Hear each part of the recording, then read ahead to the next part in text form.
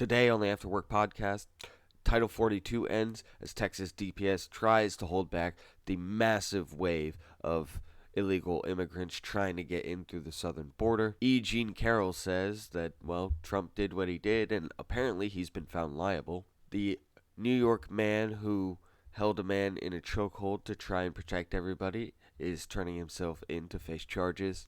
And we have an update on the Allen, Texas mall shooter and what some of his motivations may be. All that on today's After Work podcast.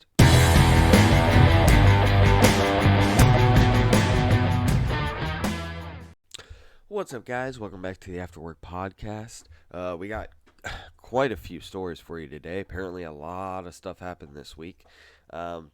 There's a few stories I'm not going to cover today, one of which is the Trump town hall, because if you want to see him completely demolishing the supposed moderator who didn't actually moderate and instead argued with Trump like a whiny little child, you can go watch the entire thing online. CNN put that out. So we're not going to talk about that, but we are still going to talk about Trump. If that's why you're here, that'll be a little bit down the line. So the first story that we're going to do today is the update to the Allen, Texas mall shooting. For those of you who don't know, basically a guy went and shot up the Allen outlets in Allen, Texas.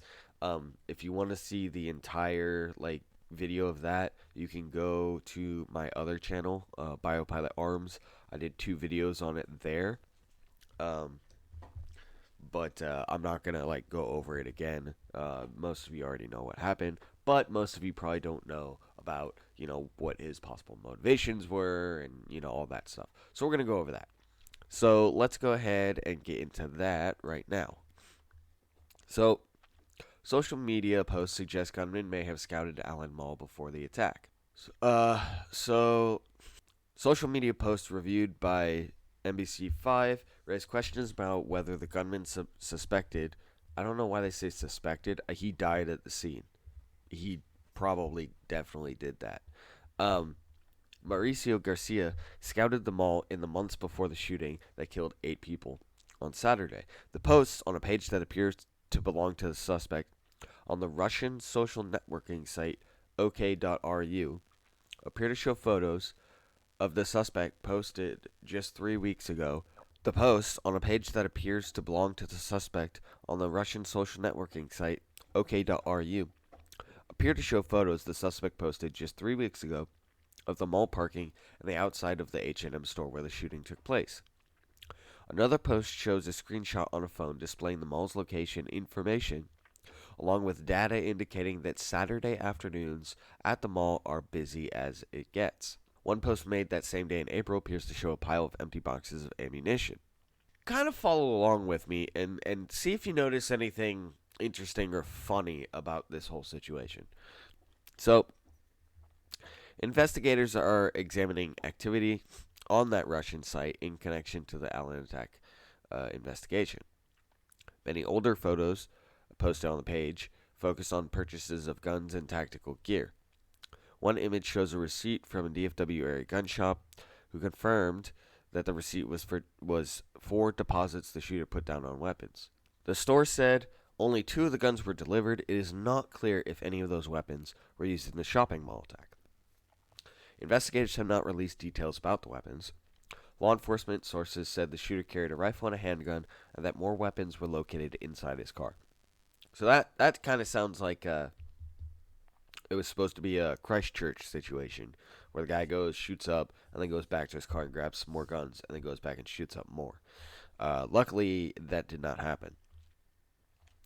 A law enforcement official familiar with the investigation tells authorities are examining evidence seized when state troopers and FBI agents served search warrants at a family home where the suspect lived in northeast Dallas, and at a hotel along Stemmons Freeway north of downtown Dallas where authorities say the suspect stayed in recent days. The official said investigators found communications devices and other personal items that may provide more clues about the suspect's thinking. So far, the evidence suggests the shooter subscribed to a mishmash of ideologies that have led investigators to treat this as a case of homegrown violent extremism that may have been ethnically and racially motivated.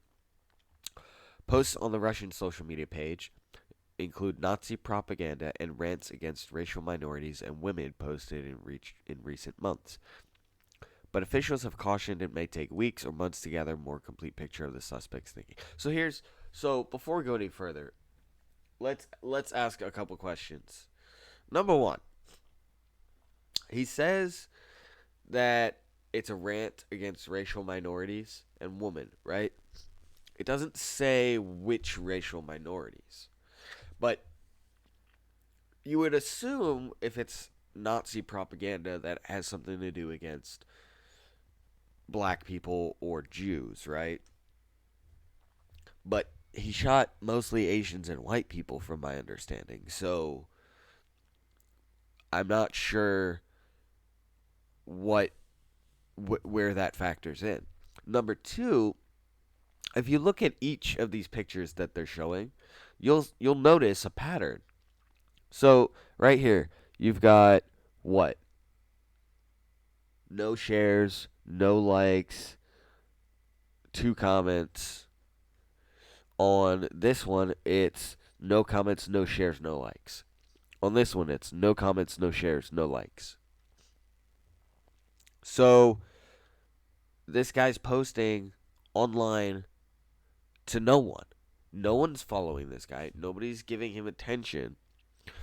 So, and all of these pictures and stuff were posted in the last couple weeks. Questionable. Seems interesting that it wasn't. And the other thing is, it's posted on some obscure Russian social network. Yeah, it's not on YouTube or this or that. He did post, from my understanding, something on YouTube, which we'll get into in a minute. But as far as the planning of the attack and stuff, it didn't. It's on some random obscure website. Now, there's 2 theories for this. One of which is, well, it's all a setup, right? And we'll get more into that, but the other theory is that he did it specifically on these sites so that way he wouldn't be stopped prior to the actual attack, and that people would have to then go back and find all of this. My thing with that is, a lot of these gunmen look for attention. And someone as, based on the posts that he posted, someone as unhinged and out there as this guy has seemingly portrayed himself to be,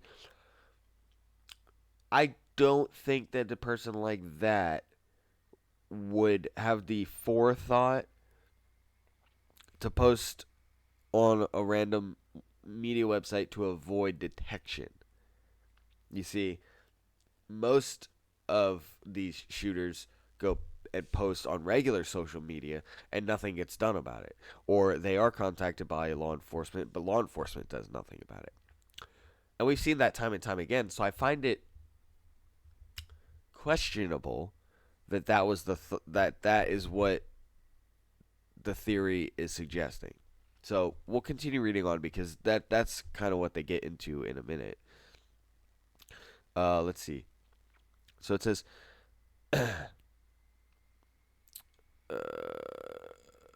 I guess it wasn't this article that said, but there was another. Or it might have been this article. Let me see. Okay, so here's a little bit more.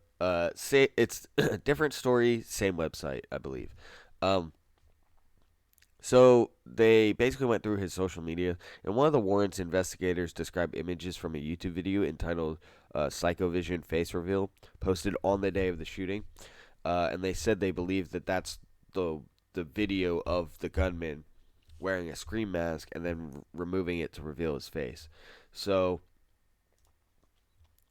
a link to that video is also posted on that Russian site, where it was viewed along with dozens of other posts on what appears to be the suspect's own page. Okay, my problem with that is they're saying that it was viewed along with dozens of other posts, and the way they frame it makes it implies that a bunch of people looked at this when we just looked at the screenshots. Nobody followed him. Nobody shared his stuff, and almost nobody commented at all. And the few that did comment called him a retard. So I I don't I don't see why they're framing it that way, but the page also contains images that suggest the shooter scouted the outlet. Again, same thing here. Uh, you'll see. Look at this. All of these pictures, no likes, no likes, no comments, except for on this one, which is the one we saw earlier, where basically the people like you're retarded. So, Tom Petrowski, a former FBI Joint Task Force supervisor, said he suspects the shooter may have turned to a foreign social media site to publish some of the content because it would be less likely that people who knew him would see the posts and alert authorities. Putting this stuff on an obscure Russian platform, he knows that that's just not going to go anywhere. Uh, we took we look at things he was posting online, and they're very troubling. But the sad truth is, the social media platforms around the world are just saturated with material like this. Again, what he's saying here is that other theory where it's like, okay, yeah, he posted on these sites to avoid detection.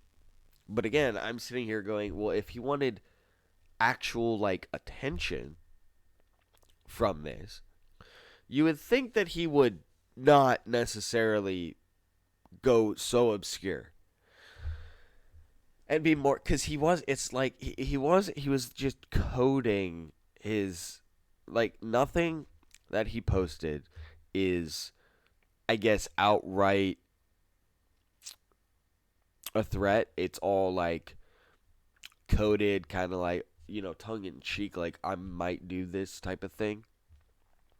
And as we've seen before, like I said, the government is so inept, they don't do anything about this stuff. That's why a bunch of these shootings have happened with people who end up, having had contact with the FBI, with the state police or whatever, and then nothing ever happened, and then they go on to shoot places up. Like, the government is inept. The only thing that they're really good at is sort of investigating after the fact, and half the time they're not even good at that. I mean, we still have no idea what's going on with what happened in Las Vegas for sure, and uh, the Nashville shooting. They still haven't released a manifesto, so we still don't know why they did this. Yet this guy does it, and within a day, one day, we got a ton of information from all this stuff.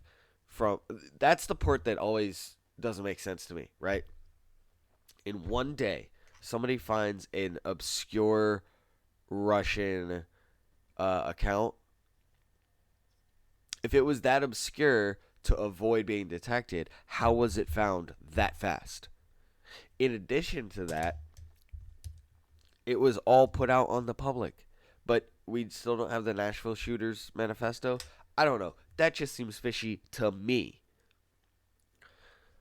Also, not being followed or liked by anybody, but whatever. So let's take a look. They have pictures of this guy and his. So here's the supposed face reveal on YouTube. So apparently he reveals his face on YouTube. Now, some of you might be wondering, that guy doesn't look the same as the mugshot that was going around social media. That's because it's a different person. So apparently somebody went and somebody heard the guy's name, went and Googled arrest records, and found that guy's mugshot and passed it around. Apparently that was not the person. The person we just saw in the video was the person that we, that was actually the person. So here's some of his supposed tattoos. Now, you tell me if you notice anything interesting about these. Uh, I hate that it brings up all that, but you can kind of see it. Like, most of these look fresh. Like the SS one, this one, the 10.6 one. These all look fresh. Like they were done within the last couple weeks.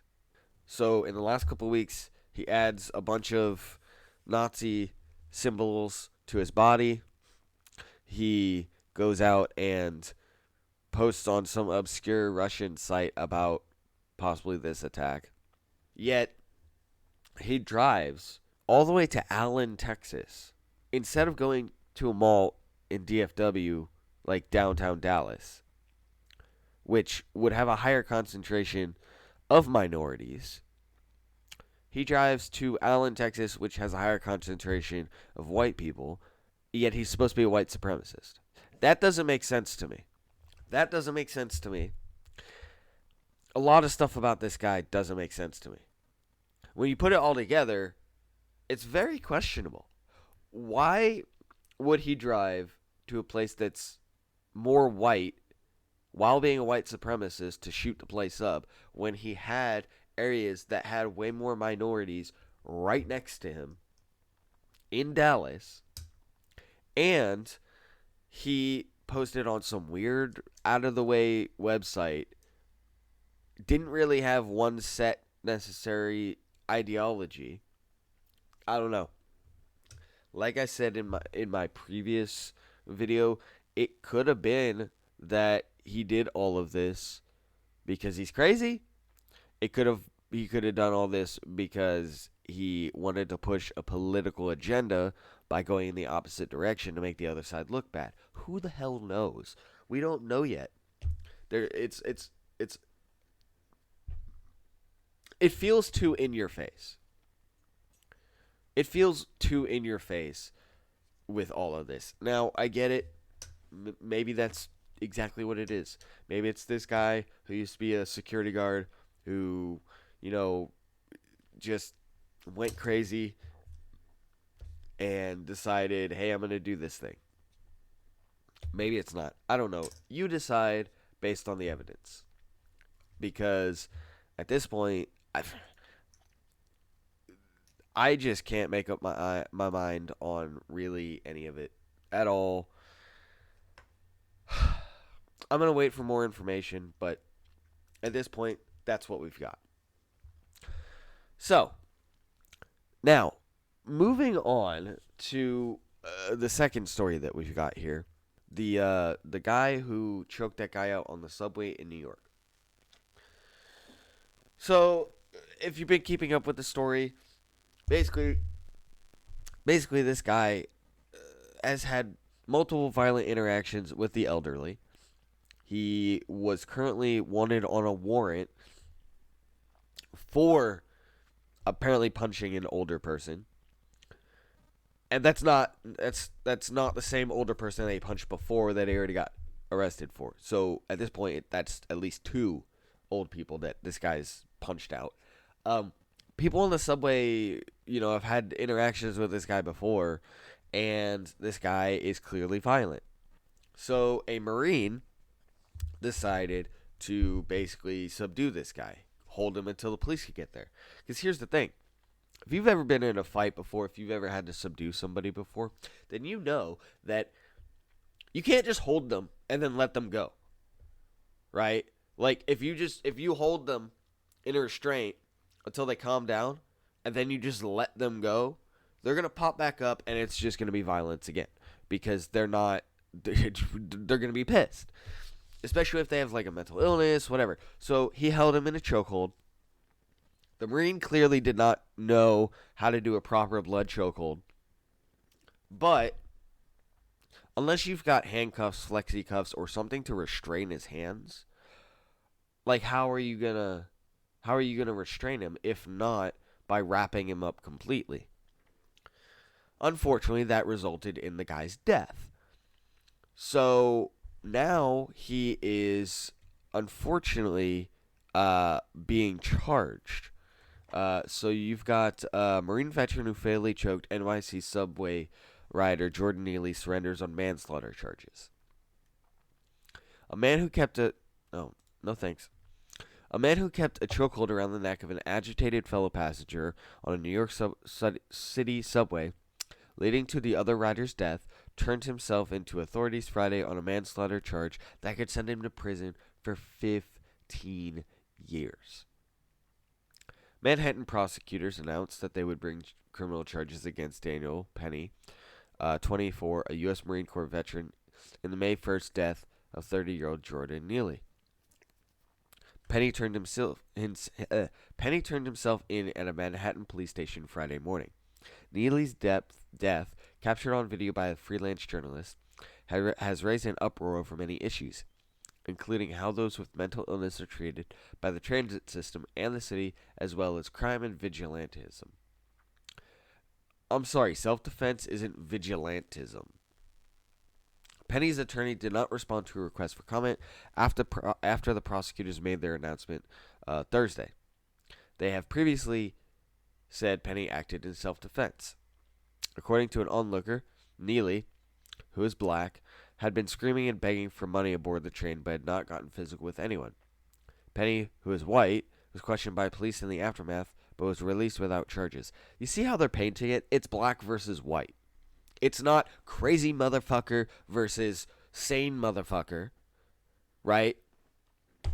It's this guy was black and a white man killed him. It's always that narrative. It's never, this guy was freaking out, had prior arrests for assault. The people on the train probably had witnessed or even knew about that because he's been doing it for years. And he's sitting there screaming he's going to hurt people or I'm ready to die. And then the guy just restrains him. And because he restrained him, the guy ended up dying. But, like, sometimes that's what self-defense ends up. Right? Like, if somebody comes at me with a gun and I shoot them, I'm not shooting them in order to kill them. I am shooting them in order to stop the threat. Right? If a byproduct of stopping the threat ends up in death, that's not my choice. That is the choice on the offending party. It's that simple. But as we know with all of these left-leaning states who don't like guns, they also don't like you defending yourself point blank, period. It does not matter what tool you use. It does not matter the manner in which you defend yourself. You're not allowed to do it.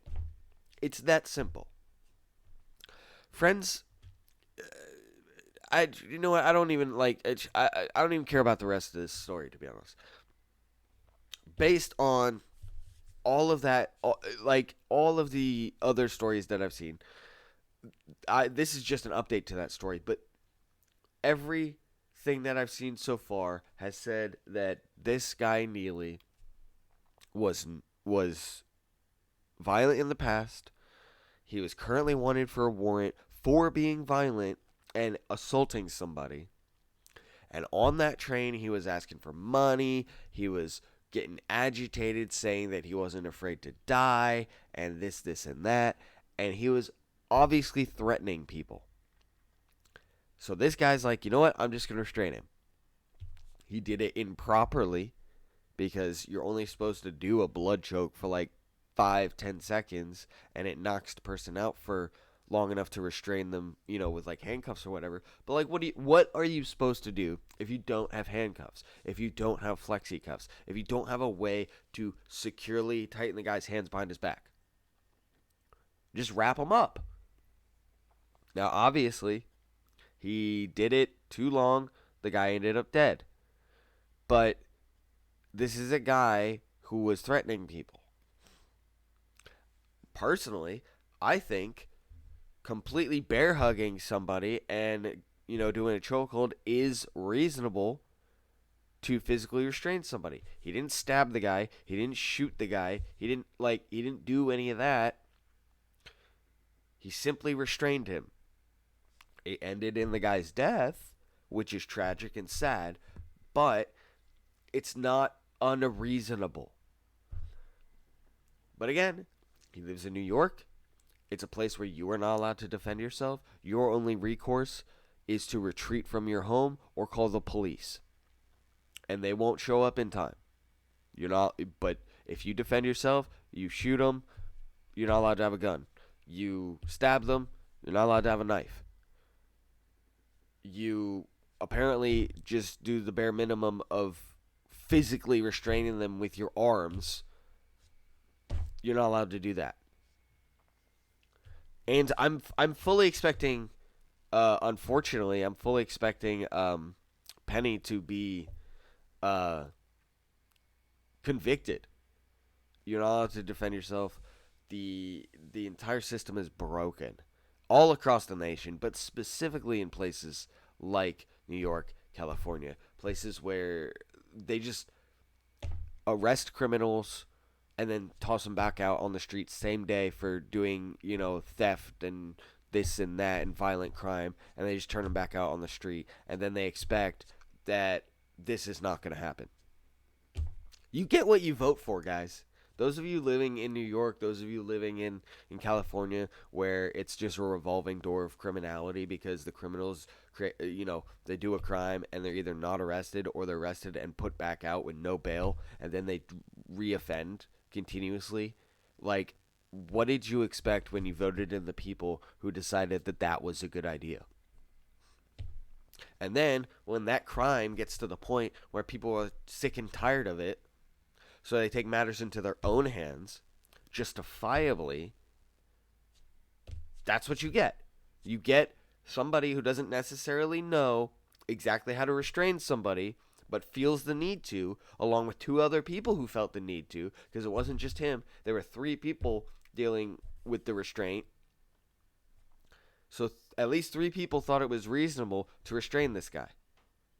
And then the guy dies, and now you're going to jail because the police didn't do anything, the system didn't keep these criminals locked up, and you were forced to defend yourself and others, and now you're going to jail because the byproduct of your self-defense was this guy's death through his own choices. That's the world you live in, bro. Move to a different state. Go somewhere where you're legally allowed to defend yourself if need be. Again, it is what it is. I think that he's probably going to be he's probably going to end up being charged and convicted. But it is what it is. Speaking of convictions, apparently Trump was convicted, not convicted criminally, but held liable, I should say, for sexual abuse and defaming. We'll get into why that's complete and utter bullshit, but let's read the story. It's a fact check from Newsweek, where we will take a look at what Newsweek says. So, Donald Trump's reputation took a hit this week after a New York civil trial jury found in favor of journalist E. Jean Carroll's claims that he battered and defamed her during the 1990s. A jury of 9 men and 3 women found the former president liable for sexually abusing and defaming Carroll and awarded Carroll $5 million in damages. However, the lawsuit's conclusion appears to have led some to believe that Trump has been convicted of rape and used that understanding to attack him on social media. While E. Jean Carroll's lawsuit was a civil trial, the fact that the jury was asked to consider the evidence as to whether Trump raped, sexually abused, or forcibly touched her might have led some to believe the matter was criminal or otherwise intimated criminal guilt. Although understanding the distinction between civil and criminal procedure is quite simple, some of the terminology used in reporting and commentary surrounding the case has not been made easy. Basically, criminal trials require without a shadow of a doubt, right? A civil trial is it more likely than not? And that is completely subjective. Because the thing is, if one side gets to show all their evidence, the other side doesn't show any evidence, and it's a he said, she said, it basically comes out to the personal bias of the jury. And we're talking about a jury made up of a bunch of liberals in New York, people who don't like Trump. What do you think the conclusion was going to be? Like, it had nothing to do with the evidence. Like, basically, what would have to have happened is that Trump would have had so much actual, like, evidence from almost 30 years ago that outright showed that he was innocent, that they would have to let him off. But because it's 30 years ago and it's just a he said, she said, they're just like, whatever. Obviously, I don't know any of the evidence that was presented, but I highly doubt that there was any, considering the fact that it was 30 years ago. There's not any. I mean, just what evidence would there be? Surveillance tapes? Probably not. Like, so, continuing on. To assess the accuracy of the claim and the finer details of the case, Newsweek spoke to several experts on U.S. civil law. To start, it's useful to know what standard or quality of evidence the jury in this civil suit used to make its judgment. Its conclusion was based on something called preponderance of evidence.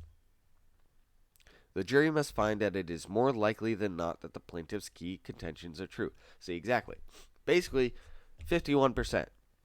Is it 51% likely that they did it versus 49% not? That's it. You don't have to prove anything. You just have to make it seem more likely. And again, subjective. There's a much lower standard than in criminal trials, in which the prosecutor's contentions must be proved beyond a reasonable doubt. The preponderance standard could be satisfied if the jury is only 51% confident that the plaintiff's version of events is true, whereas in a criminal trial, the jury must have near certainty that the prosecution is correct. Liability for sexual assault means that the jury has concluded that the plaintiff has satisfied the preponderance of the evidence standard and that the defendant must pay damages to compensate the victim. There are no criminal consequences to a finding of liability.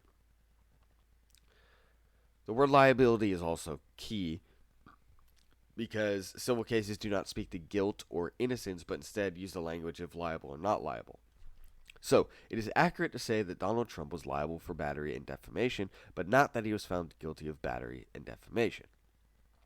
The jury could have found Trump liable of battery based on the preponderance of evidence for rape, sexual abuse, or forcible touching, of which they found Trump was liable for sexual abuse.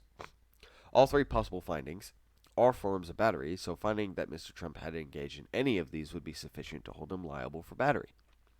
The most precise way to say it would be something like, the jury found by a preponderance of the evidence that Mr. Trump sexually abused Mrs. Carroll and therefore was liable for battery. Floria added, to satisfy liability for rape, Carroll would have had to demonstrate by a preponderance of the evidence that Mr. Trump penetrated her with his penis. Although Carroll did not establish this, it does not mean that the jury did not believe her. That's my point. Even though she didn't establish it, it doesn't mean they didn't believe her. So she may not have even proved the other points, but they just believed her, and they're like, well, we don't want to go as far as saying, yet he raped her, because she didn't provide any evidence, but we believe her, so we're going to award her money. It could simply mean that, particularly given the number of years that had passed since the incident, she was not able to introduce enough evidence on this specific point. So if Trump was found liable for battery, why were terms like sexual abuse and rape brought up in the reporting? It's because everyone wants to frame it however they want to frame it. That's the whole thing. So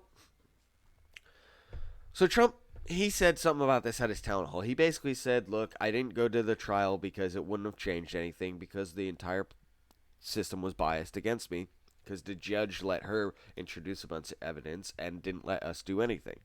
I took that to mean that she basically made up a bunch of crap and then went on to say it, and anything that Trump had to disprove that was not allowed. Now, I don't know, because I haven't actually seen like the transcript of the thing, or whatever, but I'm inclined to believe that it's true because of the fact that the way that the legal system in New York works as it comes to criminals. Everything they do is backwards and makes no sense. They let people out on bail for violent crimes, or without bail for violent crimes. It's just a revolving door of criminals being arrested and let out the same day. You have people being arrested for in what in pretty much any other state in the union would be lawful self-defense. And E. Jean Carroll's lawyer actually admitted that E. Jean Carroll helped pass a law that allowed her to sue Trump. She would not have been able to sue him if not for this law. So, let's take a look at that, shall we? Oh, you know what? I was even unaware of how much it was. Robbie had to tell me, this is not about the money. Not about the money. This is accomplishing something that I set out to do many years ago, is to get my name back. And that's what we did. But you will see it. I promise you, E. Jean. I'm going to ask you next. As a lawyer, I promise you that E. Jean will see each and every penny of that $5 million. Can I end on something that I think is really important in all of this, and it's the fact that New York passed this law, the Adult Survivors Act. They passed it just a few years ago. Were it not for that law, you never would have been able to bring this case. And I just think it speaks to the importance for a lot of other survivors. Exactly. I would never have this window, this year, of having the ability to bring a lawsuit for rape. Robbie can explain it better. Well, E. Jean actually helped to get that law passed. It passed last year. We filed, it was Thanksgiving Day, was the first day you could sue. We filed just after midnight on Thanksgiving. So you guys heard that, right?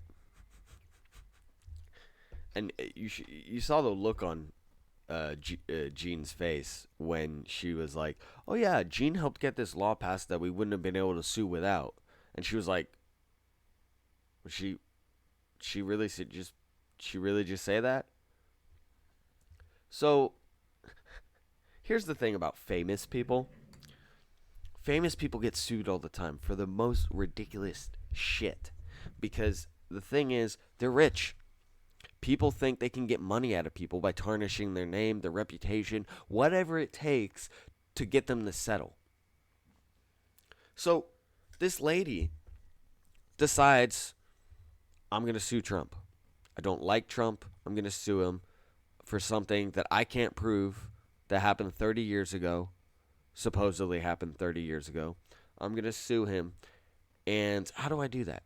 Well, I got to create a law that would allow me to do it under the guise of helping victims.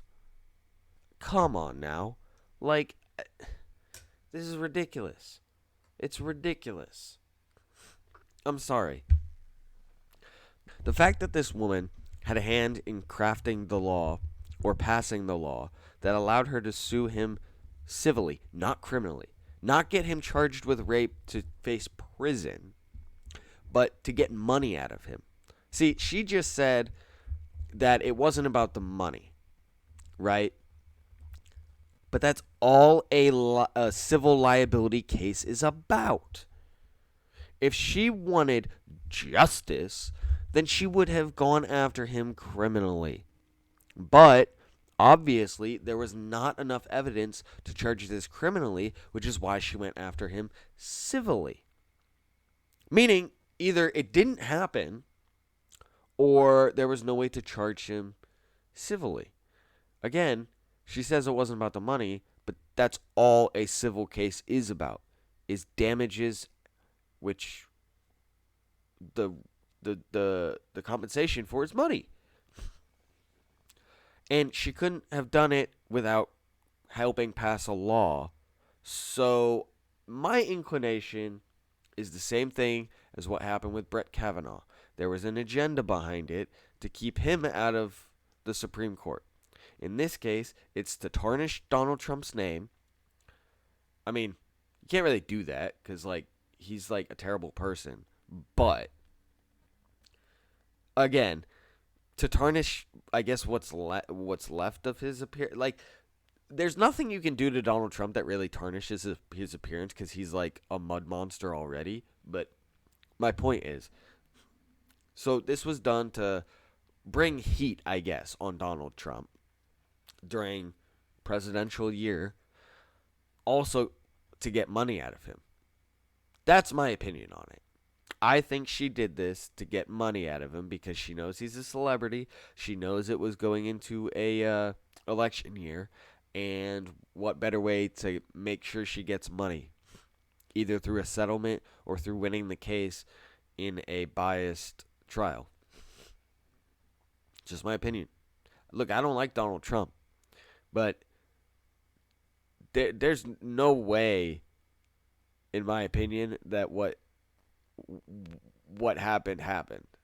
Just no way. The fact that anyone would think that she could be alone with him in a dressing room while he's out and about and nobody recognizes him, nobody goes up to him at a time when he was actually revered and famous and people actually liked him, and as if he wasn't followed by security all the time. It's just a ridiculous story, and I think she's just making shit up. So, but then again, like I said, that's what happens to famous people. Shit gets made up all the time, and is what it is. So, we're gonna do a hard segue here. No more about Trump. I know you all love talking about him, but now we gotta talk about the border. Okay, so I live in Texas, so this affects me. This affects people in Arizona. Basically all the border states, right? Especially after what we've seen so far with illegal immigrants committing a lot of crimes. Like, I think it was a couple weeks ago, we had that family that got shot up by that illegal alien who was here, who had a gun illegally and massacred a whole family. And then I believe the guy who plowed through a bunch of protesters, or sorry, not protesters, a bunch of people who were waiting on the for the bus with a car. I'm pretty sure that guy was illegal as well.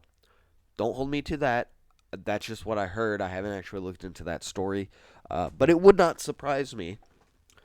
So that combined with the massive amounts of drugs coming across the border, it's a crisis. And now with Title 42 ending, it's even more of a crisis. Okay, so the pandemic border restrictions known as Title 42 ended at 11:59 p.m. Eastern Time on Thursday, lifting a policy that had sharply limited access to asylum since March 2020.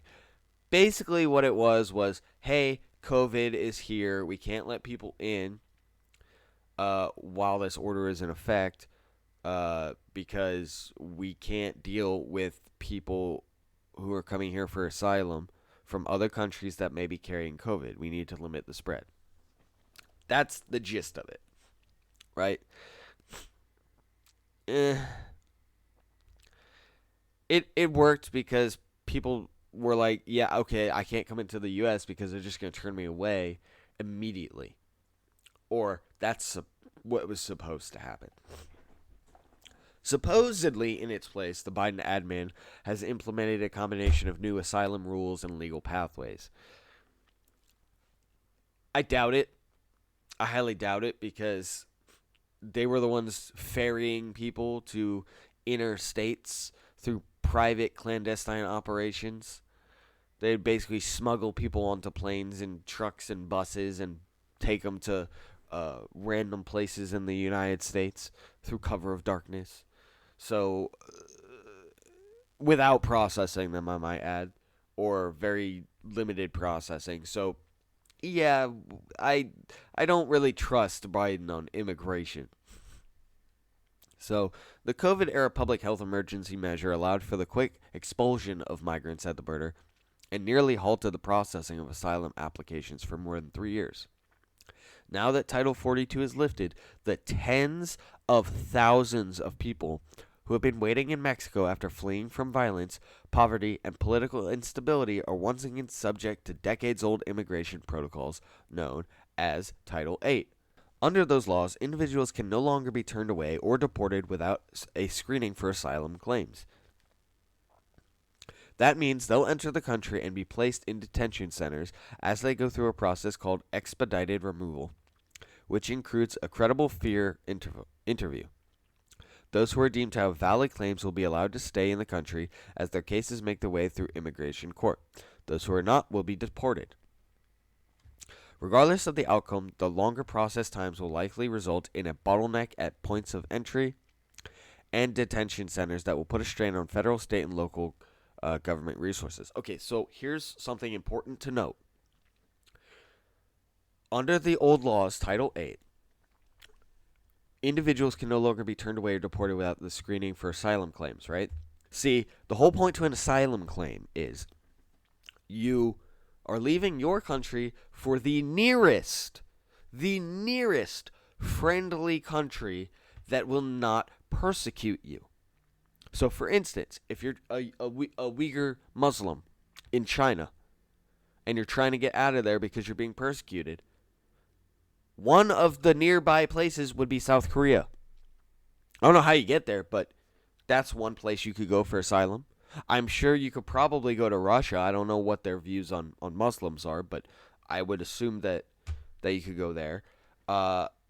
There's a couple other countries around, but if you go and you go all the way down to South America and then try to get it into the United States, no.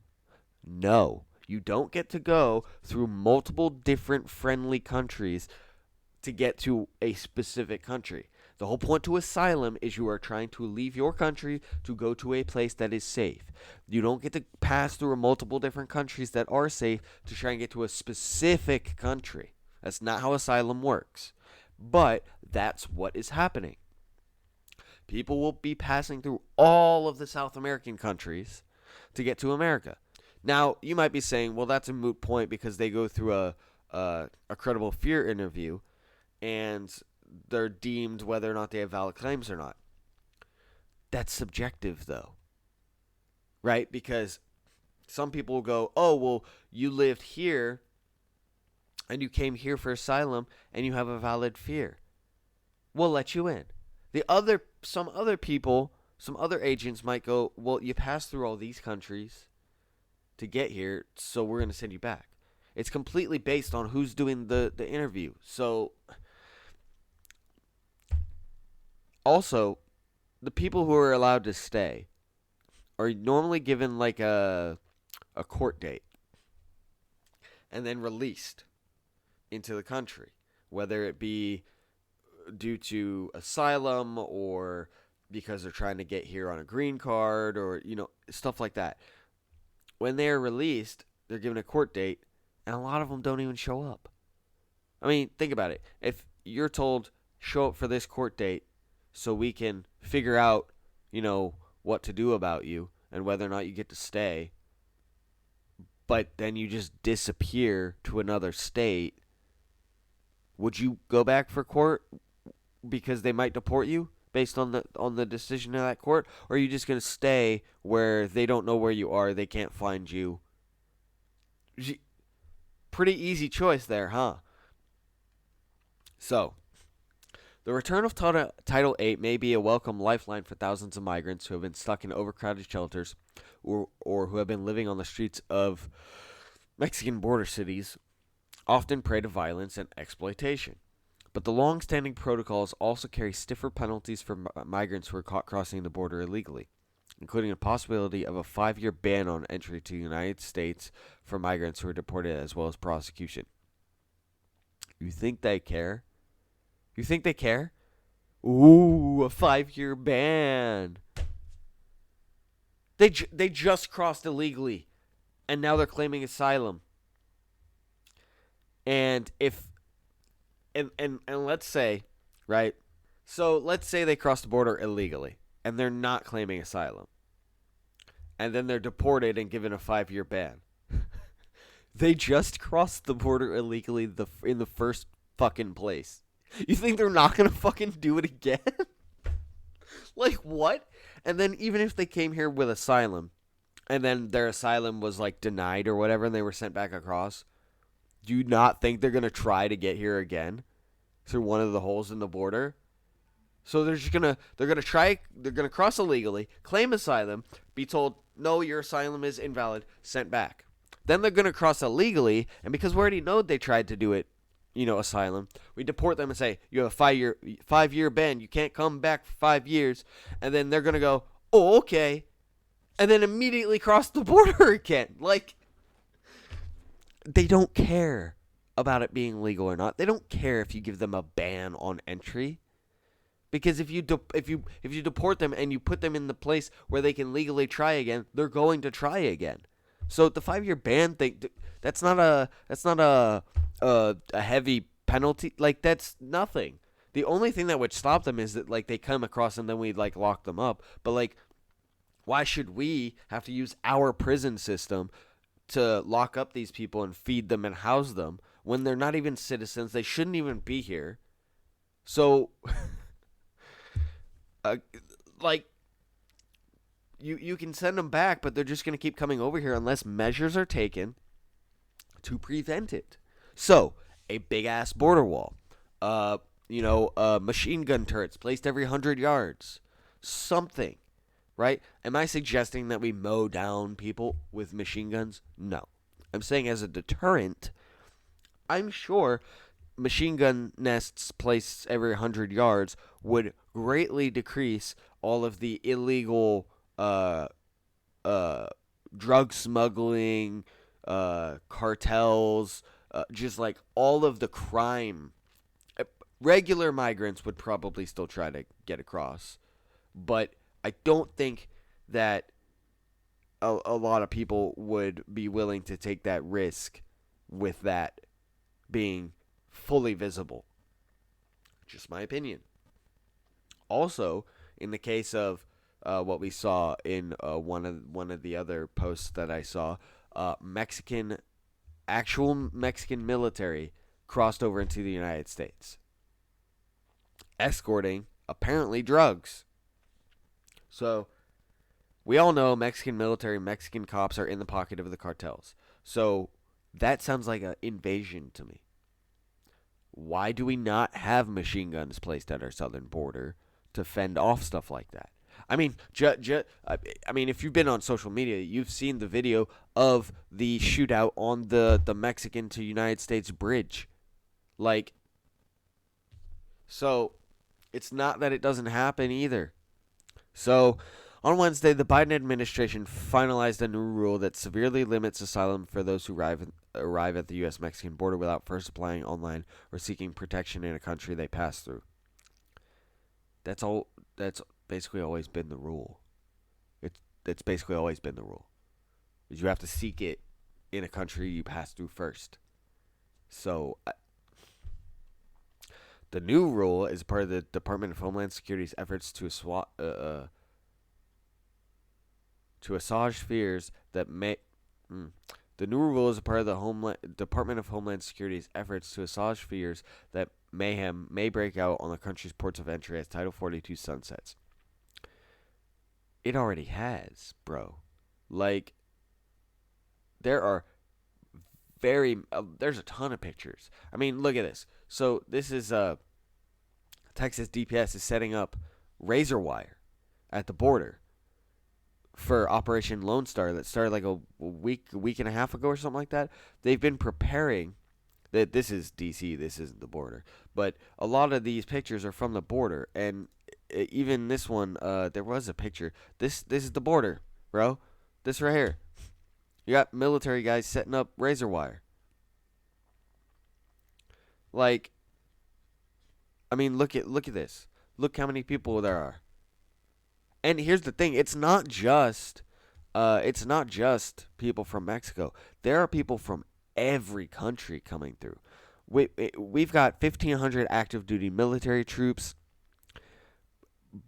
backing up U.S. Customs and Border agents. They're joining about 24,000 law enforcement officers, and 2,500 National Guard troops are already there. So we're looking at, what is that? That's 28,000 of our law enforcement, active duty military, whatever. 24,000 of them are trying to stem this tide of migrants because there are so many thousands of people coming through. As of Wednesday morning, nearly 28,000 migrants were in custody, far above official capacity. Yeah, 28,000 migrants in custody. That's the same amount of people that we deployed to the southern border to keep people out. And that's just the number of people who were in custody. Imagine the amount of people who actually made it through, because that's a one for one. That's one for one.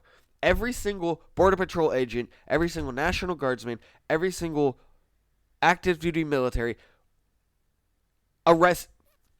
They didn't actually each individually arrest, but based on the numbers and the way it works out, each one of them basically arrested one person each.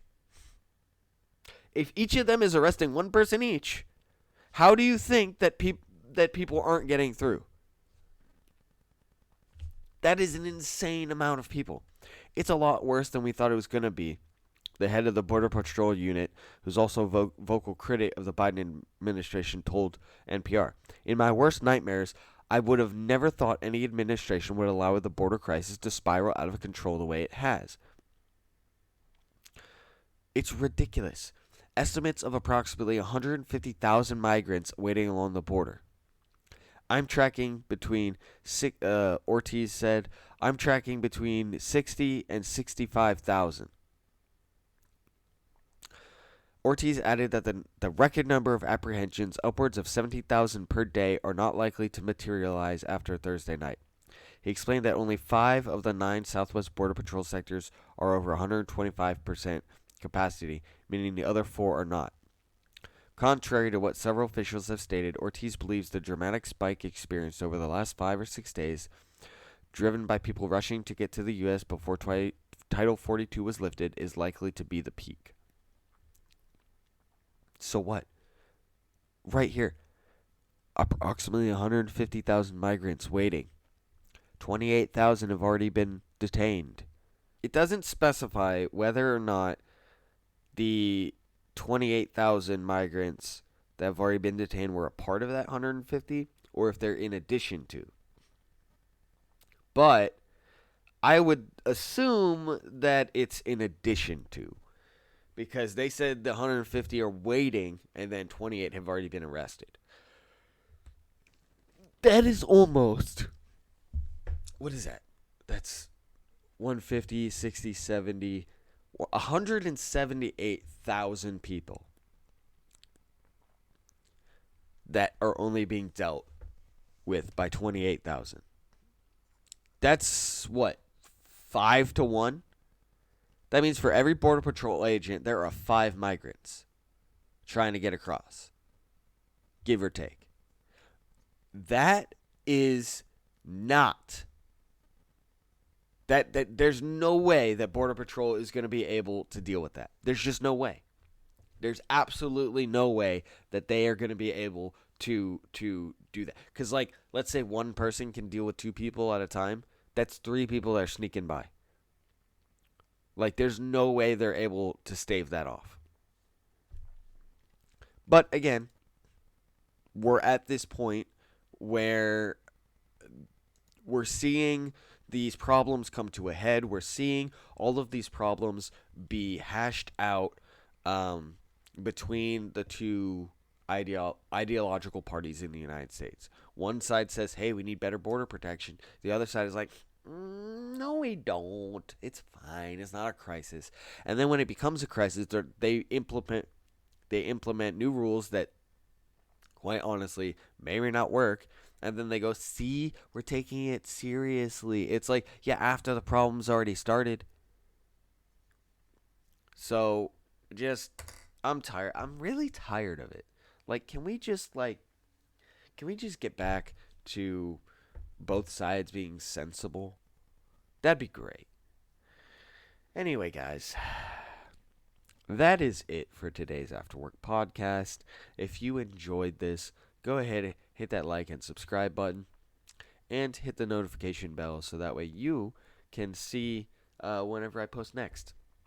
Also, please follow me on Rumble. YouTube has requirements for me to be able to monetize my work, and it's kind of annoying that I can't, Rumble monetizes it right away. So if you could support me on Rumble, that would be a lot more beneficial. Also, I tend to post things. I will be starting to post things, hopefully, on Rumble that are exclusive to Rumble. I don't know what those will be yet, but I'm thinking about it considering Rumble is, actually paying me.